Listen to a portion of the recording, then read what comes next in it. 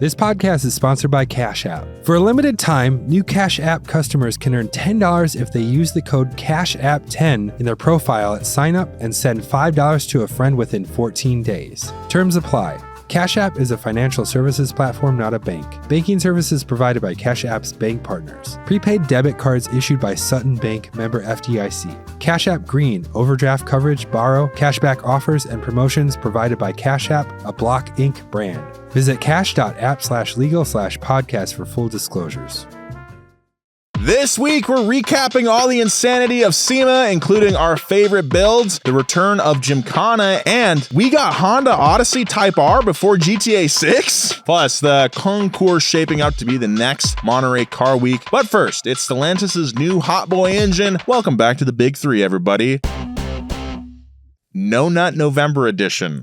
Who put that in the script, Joe? Gotcha! Welcome back to the show, everybody. Not really promoting prostate health on this show, tell you that much. What does that mean? Studies show that if you, No Nut November might have some negative consequences on your prostate there, Bart. All right. Oh, I didn't know that. Yeah. I haven't been on the internet since 2014. Yeah. So.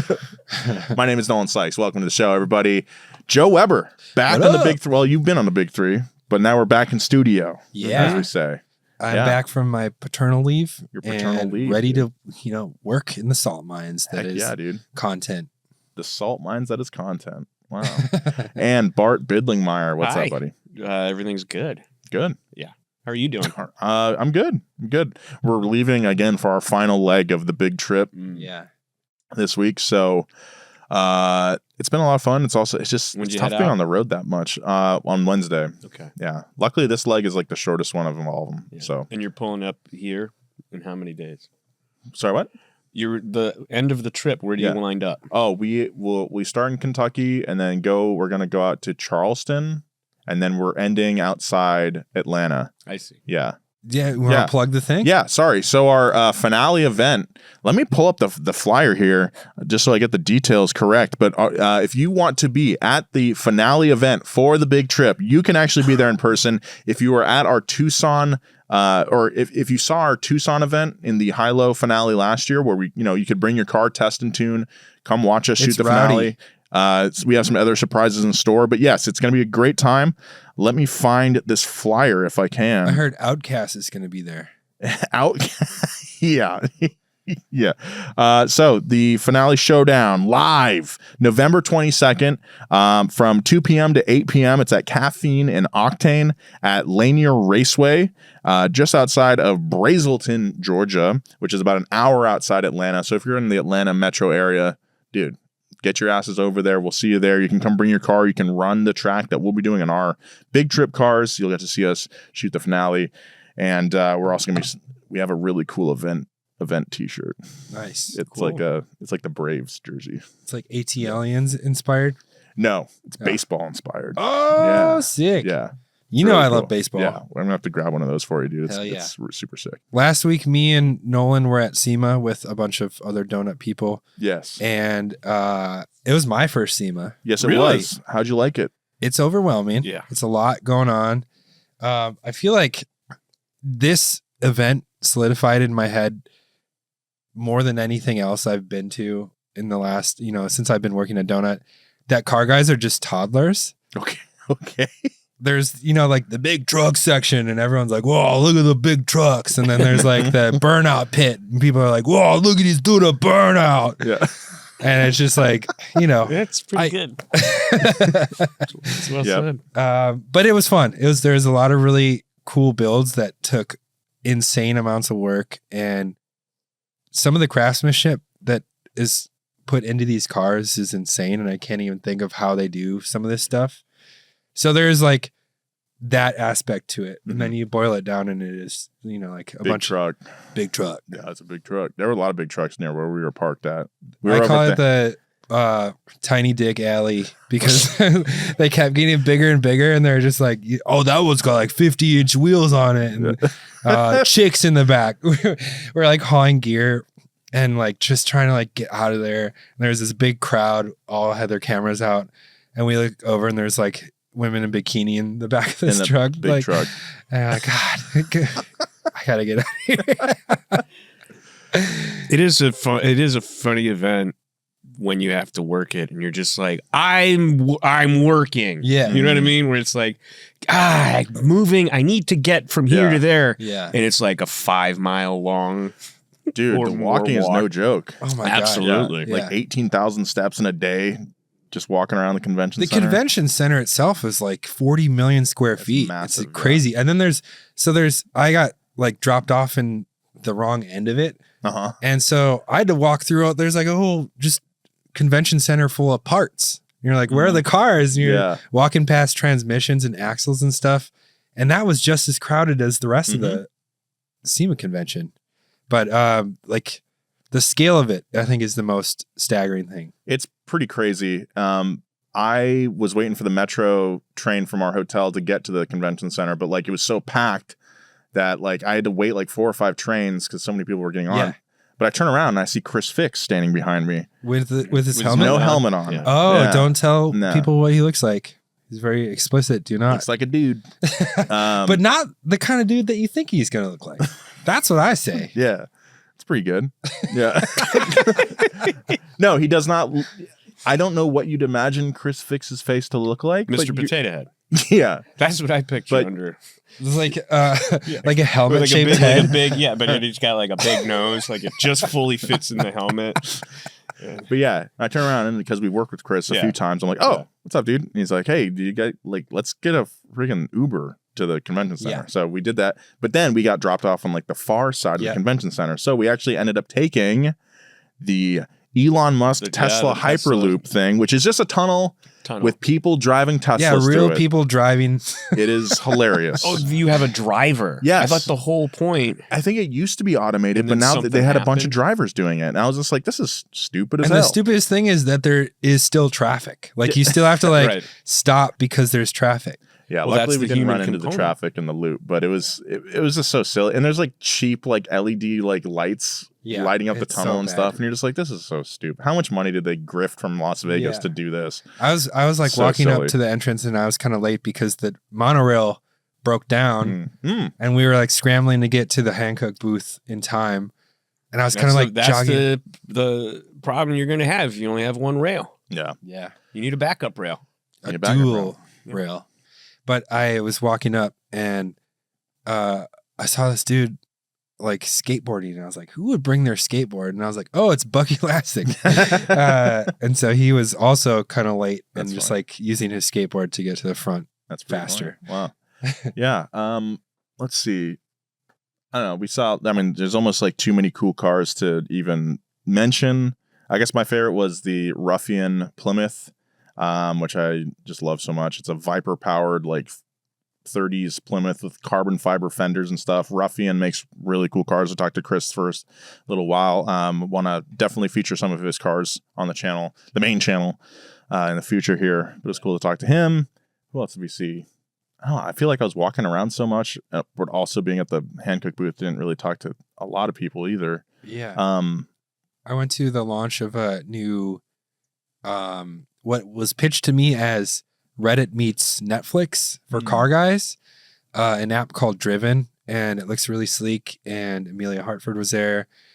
Some other people that have series on that app, and that was cool. we got to meet Larry Kosilla from Ammo NYC. That was Oh. neat. He had just gotten off of like a red eye flight. He had left, I think he's in Connecticut. He had left his home state at like midnight and then got in and then immediately went to SEMA. He was super Jeez. fried, but like he was still cool. We're talking to him about this Cayenne that we were standing next to. Max was with us, and Creative director he Max. found the only Cayenne at SEMA because he just bought a diesel Cayenne that course he's been he did. fixing up. Found the only one there. We talked to the owner there. I forget what his name, Steven, I think. Had a really, the Cayenne was cool, but then he had like a GTI on the back.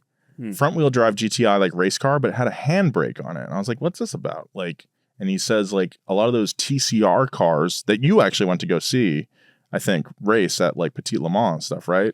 Are you talking about like The front wheel drive like race cars. They're like Hyundais. Hyundai? Yeah. Yeah. They some of those cars have handbrakes, so during like really sharp turns, grab the handbrake a little bit, break the rear end loose to make That's the turn. awesome. I didn't know that. No idea about that.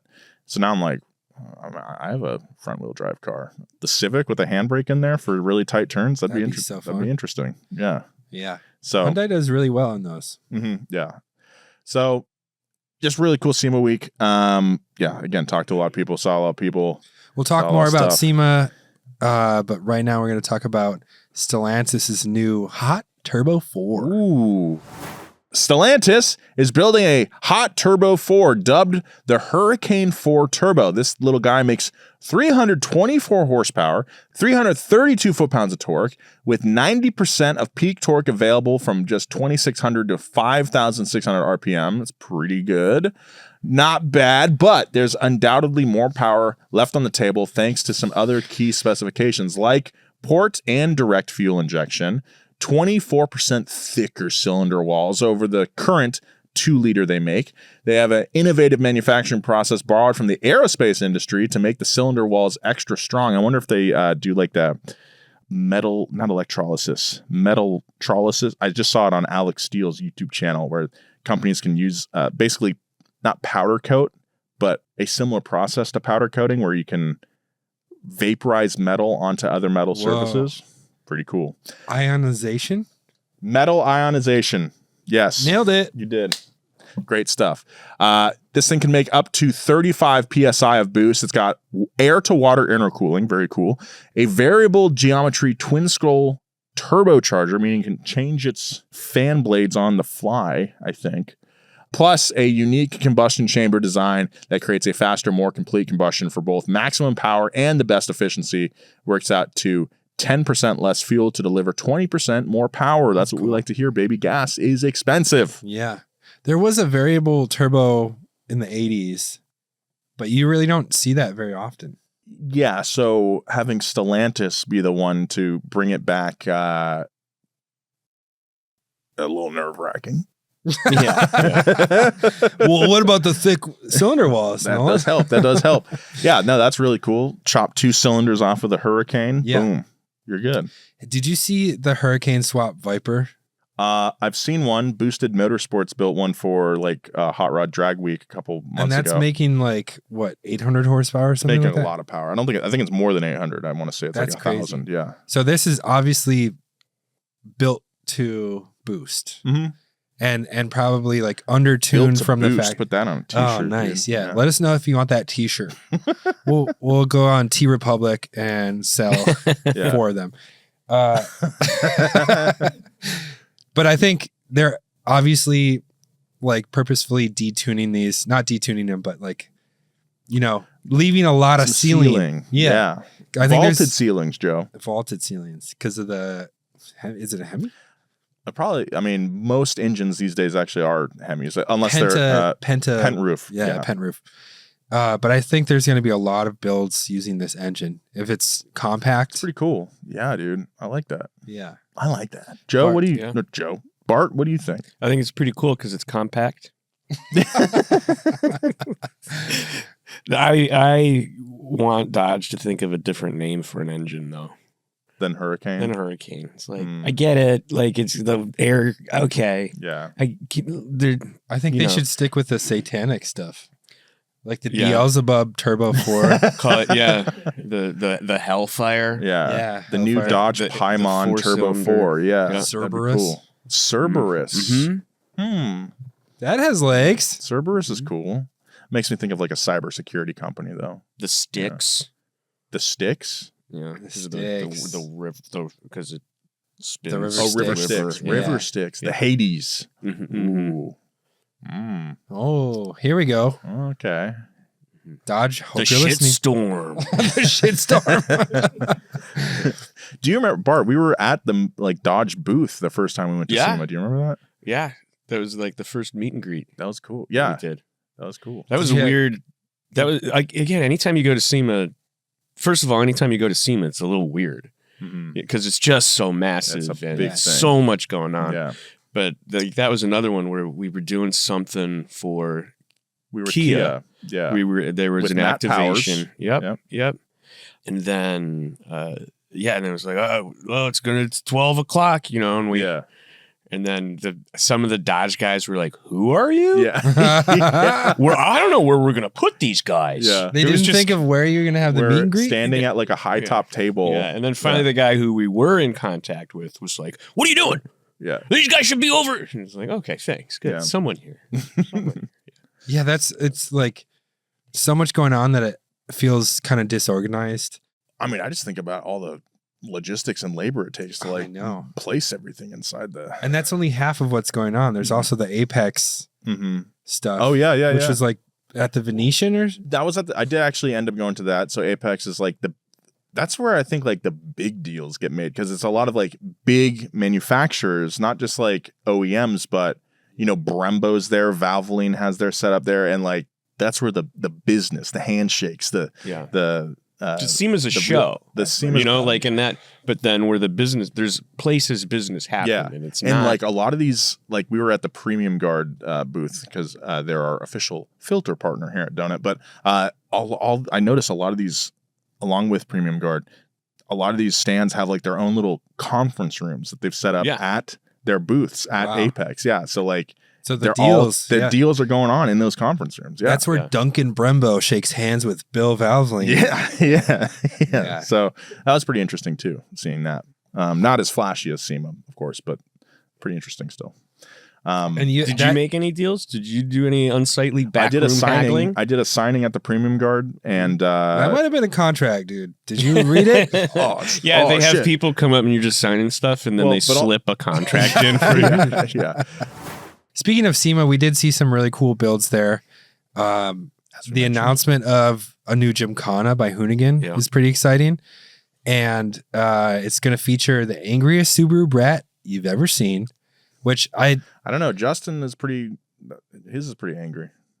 Justin's is angry. It's got really cool wheels. A different kind of angry. Yeah. Like it's mad that it's not getting taken better care of. No, it's fine. It's been taken. It's good. It's good. It runs and drives. Also, do you know what BRAT stands for? I didn't know it was an anagram. No. But it's like bilateral recreational all-terrain vehicle. Or all-terrain or something. Yeah. Interesting. I didn't know it was an acronym. Me neither. Yeah. Anyways, back to this Gymkhana brat. It's built in partnership with Vermont Sports Car and driven by Travis Pastrana himself. This 1978 model year brat sports some impressive equipment to make for some massive stunts. It's got a turbocharged 2-liter flat 4, which makes 670 horsepower, 680 foot-pound of torque. It redlines at over 9,500 RPM. That's wild. Which I think is in the name, too. It's like a Brat 9,500 or something like that. The all-wheel drive system features a 6-speed sequential SADEV gearbox and motorsport grade differentials. Nice.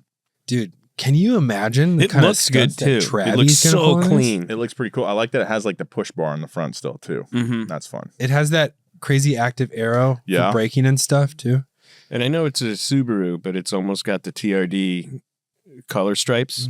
But again, you can never go wrong with that on any car. I saw that on like a Ford at SEMA too. Like a lot of people. There's one on a Chevy in my neighborhood. Really? Yeah. I mean, it's just, and you walk by, you're just like, it just looks so good. Yeah. Those colors. You can't really deny it. Yeah. Like those are also Taco Bell, old school Taco Bell colors they too. Are. It makes me hungry every time I see that car drive past.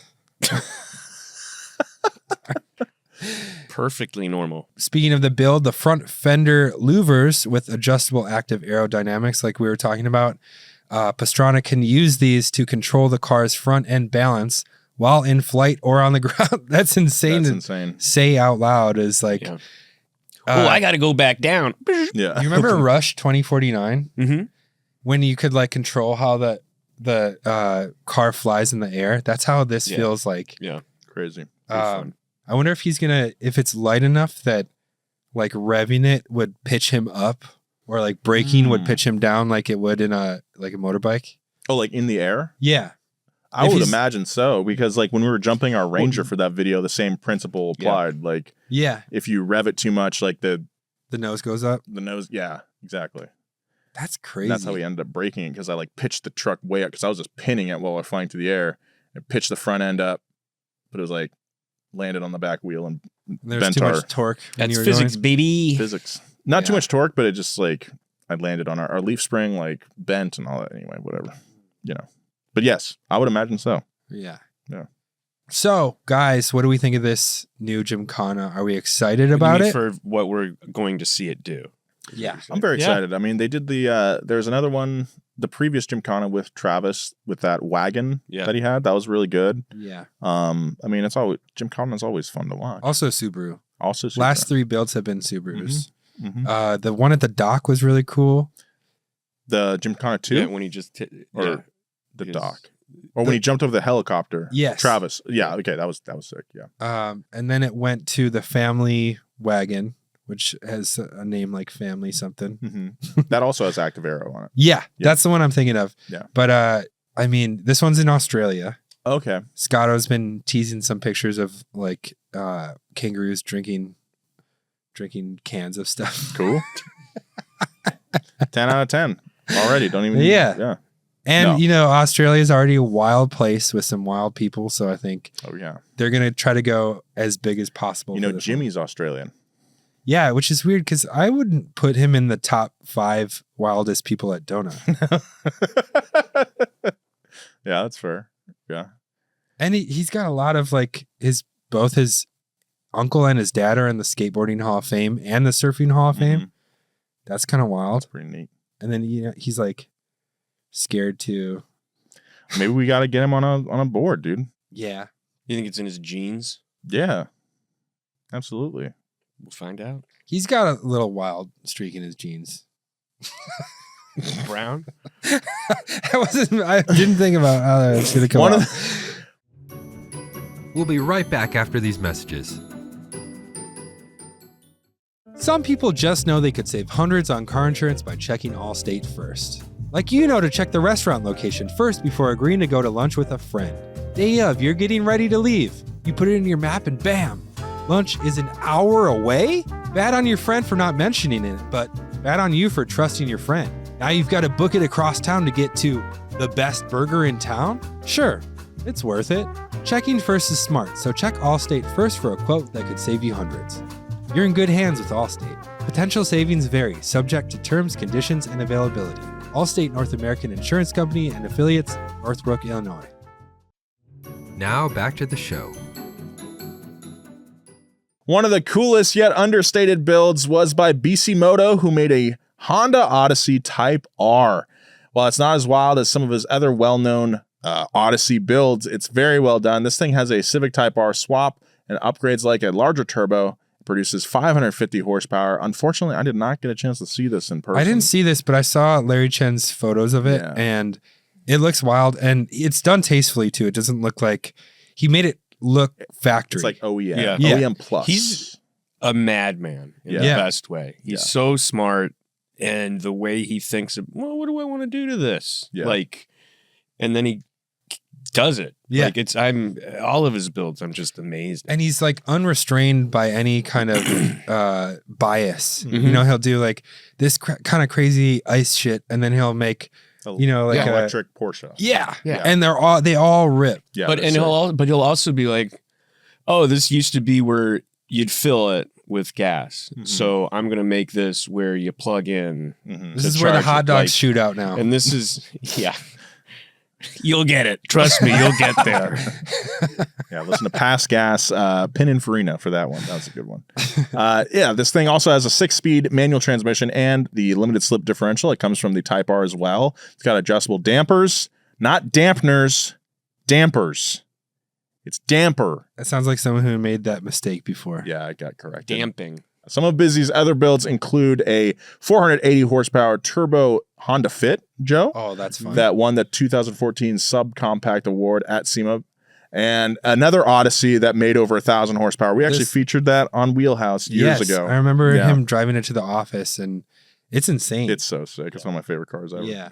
So cool. He had to do some witchcraft with this one. I remember reading about like this Odyssey Type R, and he had to use different blocks, like the short block from one Type R, the head from another. But he's just like such a master with Hondas. Elsewhere on the SEMA show floor, high-end restorations are going low-end. That's right. Let a bass. Mm-hmm. Boo. There was a ton of like Oh, yeah. we were trying to do a podcast and we were surrounded by like aftermarket speaker Sounds. companies. And so I was like, tell us more about boom. It was so funny, dude. So funny. That's really good. Velocity Restorations introduced that it's building unique ground-up restorations like the Fox Body Mustang. The shop has done a bunch of original 60s Mustangs builds over the years, but newsflash, old guys listening, the Fox Body ended production 32 years ago. Oh my God. That's as old as me. Oh. Whoa, so when I was born, Fox Body died. The Nolan body boy. killed the Fox body. What's going on here? The Why Nolan are you Nolan on body. Venmo? I'm not Why? Venmoing. I'm looking at I wanted to see the. I know a garage. Velocity Customs, and I was like, oh, I wonder if this is the same Velocity Customs, and I was going to look it up, but I'm not going to now because These Fox bodies will get the brand's signature touch with beautiful bodywork, fine leather interior with nope, modern sounds like a different Velocity Customs. Just kidding. modern stereo systems, unique gauges, and a big focus on opulence. That's right. And a Fox body. Opulence body. What a great time to lean into opulence right now when people can't afford turkey. It's really good timing. But they'll also feature Gen 3 Coyote V8s that crank out 800 horsepower. That's pretty fun. Yeah. Coyote and Fox. This is interesting. What do you guys think of the high-end Fox body market? What do you think of the prospects of that? Dude, one just I follow cheap auction sells, I guess. And this doesn't fit in with that theme, but a Fox body with like 7,000 miles on it. It was a Cobra too. So it was like a 93 Cobra sold for $70,000. Wow. And I think If you're paying that, make it opulent. make it right? opulent. Opulence. These things are going to cost around 200 grand to build.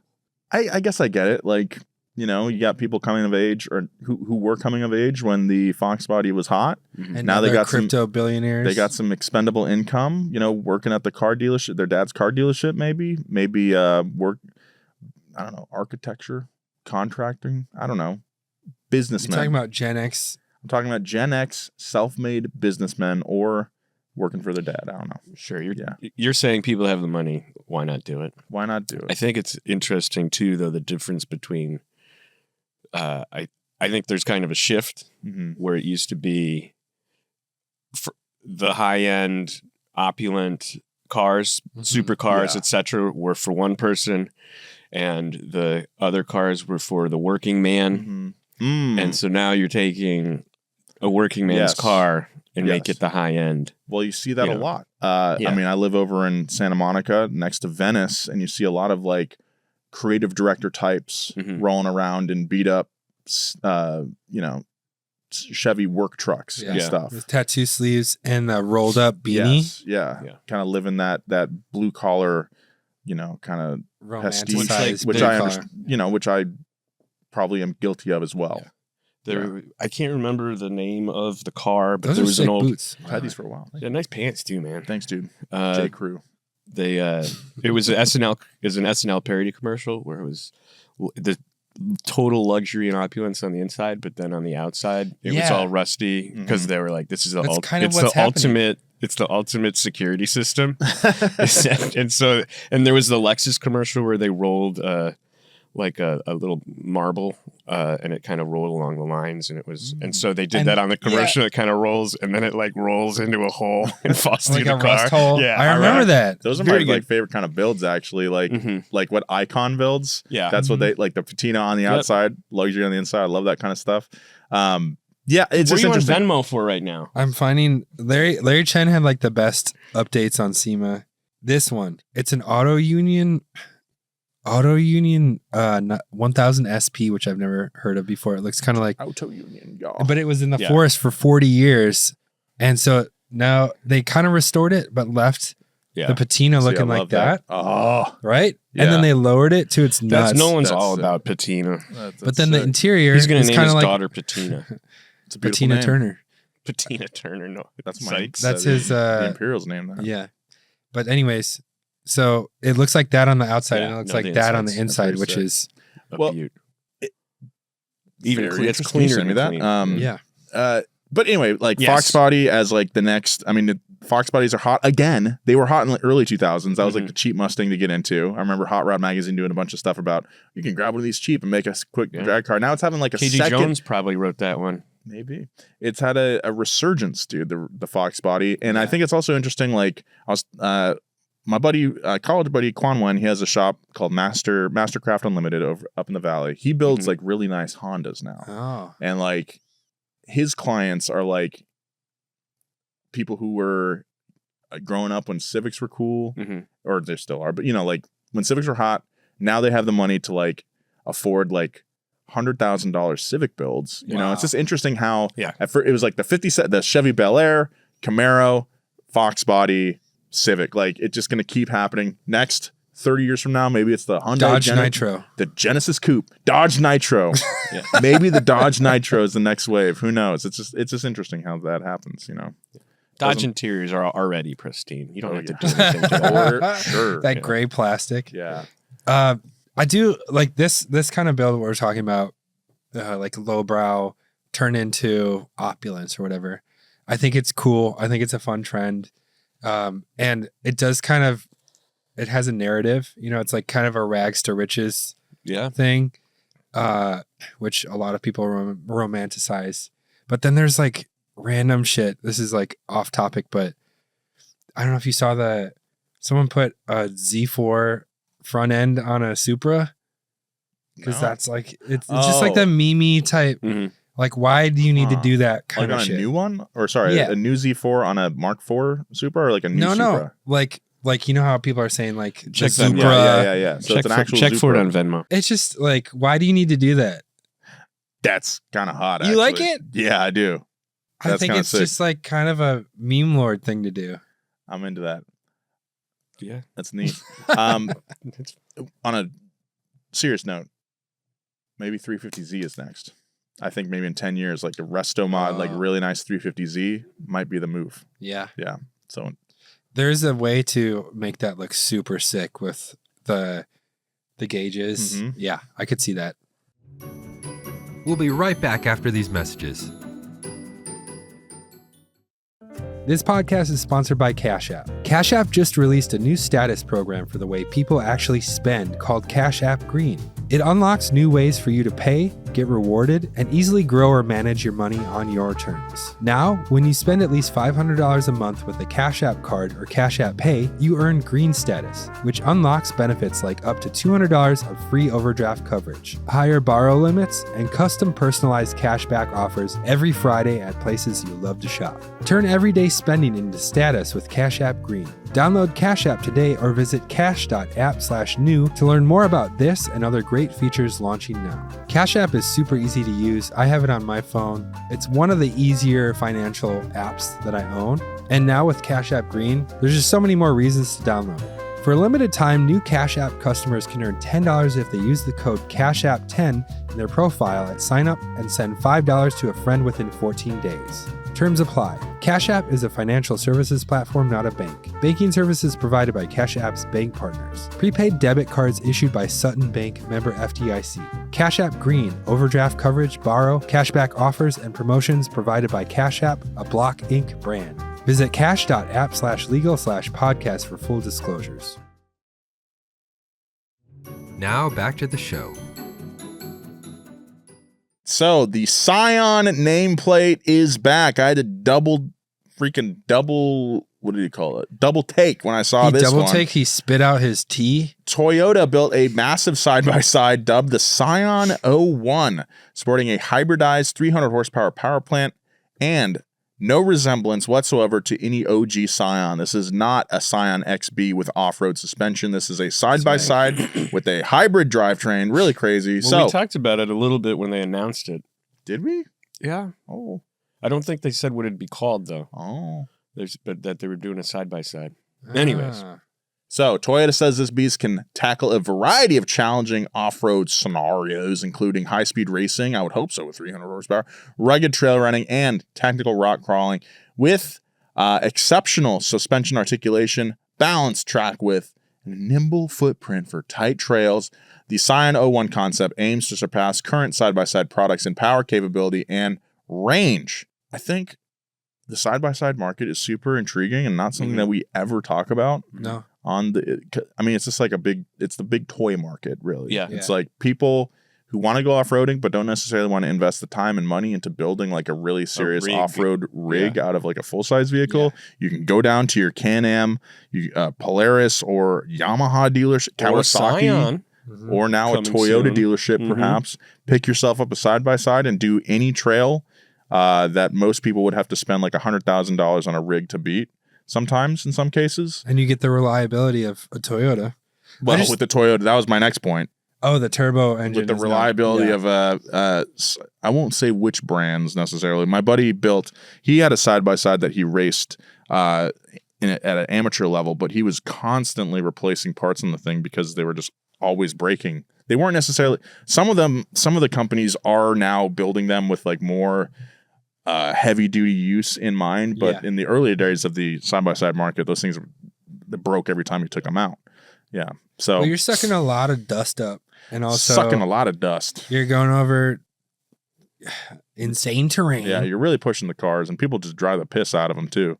So yeah. Well, I mean, it's interesting. It's you got to go down to town and put more piss in them. You got to go down to the piss station, fill it up with piss. Maybe this is a metaphor we can abandon. Yeah, interesting. So I don't know. Like, could we see some Scion dealerships selling power sports toys next to Toyota dealerships? That's interesting. To me. I don't think they would be part of one dealership. I think it would be its own thing. One full package, dude. You could buy your Tundra or Tacoma to tow your new toy. Maybe they have a little a trailer shop across the street. You could pick up the trailer, big package deal, $100,000. You have your weekend fun package. Yeah. Boy toy. You got your going boy back toys. to the car guys or toddlers conversation. Horny toddlers. Horny toddlers. Car guys are just horny toddlers. You heard me say it first. In San Luis Obispo, there was a shop called Big Boys Toys, where they sold like RC cars, but you could also buy dirt bikes. I don't think they had side-by-sides yet. This was early 2000. I think 2008 kind of wiped them out, this shop out, unfortunately, but they really are Big Boys Toys. Can I pose a question? Please do. Why do they need to use the Scion name for this? I saw I forget where I saw it. Maybe it was in the Reddit comment section, but someone posited the theory that maybe it's for copyright retention. Oh, okay. Which sounds reasonable. Yeah, but all you have to do is copyright it. I mean, well, you got to use it to hold on to it, though. No, it's not like a Marvel character. Dodge is still like Dodge, Ford, all their defunct models. They still renew the copyright on it. Okay, then maybe that doesn't hold much water. It's not like they have to make a Marvel movie every year to maintain Madam Web, like it, don't they? Nice. Nice. Sick burn. Yeah. I think it's like taking, like if you were to take Jeep and be like, now we're like a street takeover. Like it doesn't make sense to go from like the custom street racing scene to dirt off-road stuff. Yeah, it's strange. It was strange when I saw that. I was like, what? Yeah. Huh? Also, the logo just looks like 2008. They didn't update the logo at all. Yeah, they could use a refresh. Yeah. That would cost a lot of money though to like get a design firm, consultants to like. But Scion, I think, also wanted to be seen as kind of like a toy car that you could modify easily. Customize, yeah. It's much smaller. You're getting in it on a budget. So I think there is some stuff with the nameplate that does make sense. Maybe it's interesting though, because they wanted to be the affordable, like youthful option, but like affordable, youthful fun. A lot of these side, like you can't. They're not street legal side by sides. At least in some places, a lot of places they are. But it's not like your daily driver that you're taking to work. A young person isn't going to buy a side by side all their money and spend all their money on that. You need something to tow your side by side with to the trails. It's just kind of strange. It's kind of strange. It's all kind of strange to me. It's gotta be. What the hell's going on around here? What's going on? Where am I? What the hell that's going around here? All right. I don't know. It's cool though. 300 horsepower hybrid. That's pretty neat. Yeah. That's cool. Yeah. Speaking of ripping off the beaten path, the Vanderhall Brawley is a cool purpose-built EV off-roader designed to rip with the best of them, and for not too much money, this $43,000 rig is basically a cyberpunk dune buggy. I did get to see this thing in person. Yeah. Mhm. It was pretty. I thought it was an FJ Cruiser at first or something Okay. like that. It looks very FJS. It's that big? Yeah. No, it's like shrunken down. Pretty cool though.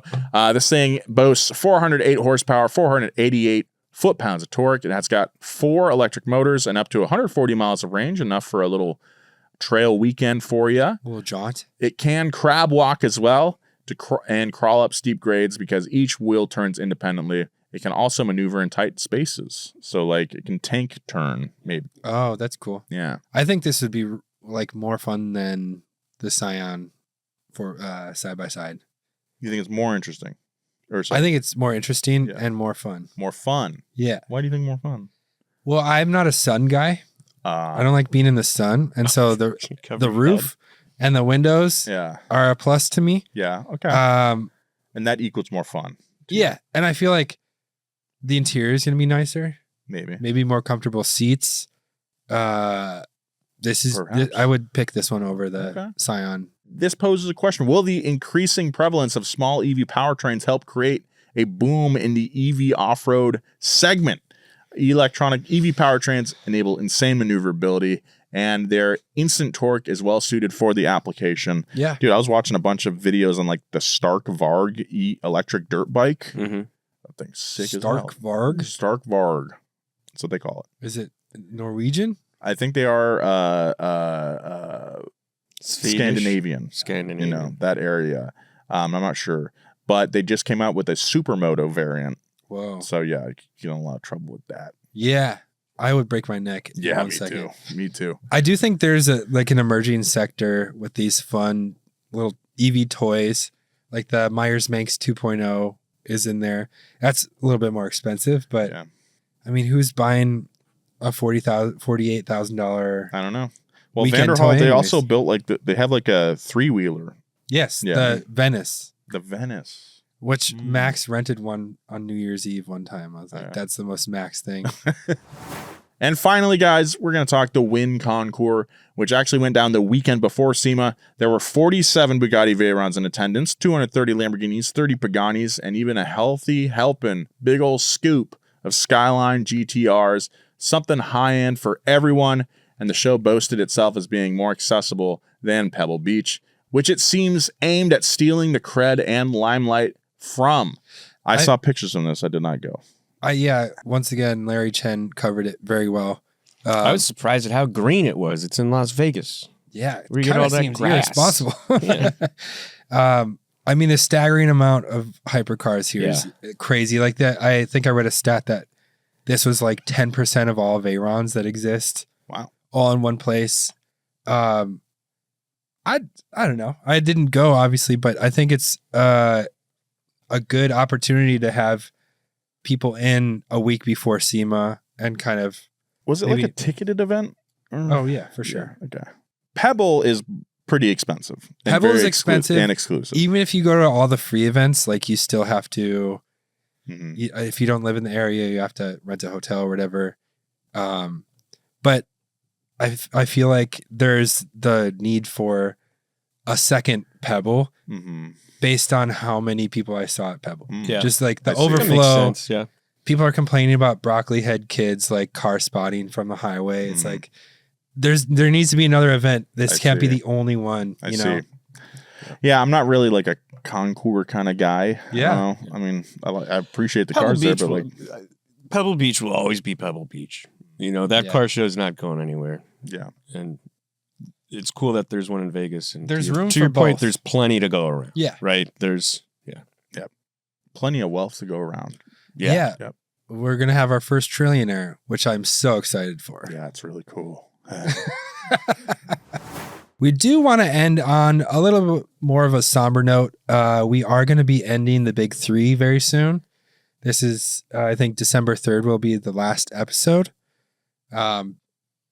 We've been doing this for almost 2 years now, and Initially, this was James's baby, and then he left, so we had to kind of pick up from there. And I think what I like most about what we've been doing for the last couple of years is the interviews. Yes. So next year, we are going to be debuting an interview only show. Yes. With a lot of people from the industry. We're going to have celebrities. We're going to be talking about car culture that's bigger than just our little bubble.